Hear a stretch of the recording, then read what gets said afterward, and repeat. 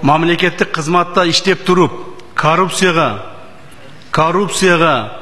айланган, коррупцияга байланышкан кайсыл бир иштер жасай турган болсоңуздар, бардыгыңыздар катаал чараларга туш болосуздар. Мурдагыдай тааныш тамыр, жердешчилик, тууганчылык, досчулук деген жок.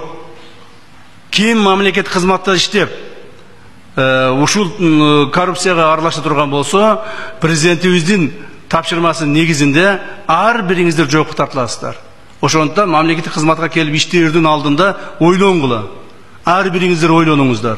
Эгерде бирөөдөн пара албай, мамлекетке таза иштей албай, кылган ишиңден бир өзүңө жеке өзүңдүн байышыңды ойлоп аракет кылып албай иштей албасаң, анда иштебей эле койгула. Анда иштебестен спокойно бар бизнес менен заниматься эткиле, ишкерлик менен заниматься эткиле, бала чакаңарды баккыла, карагыла, ойногула, күлгүлө. Себеби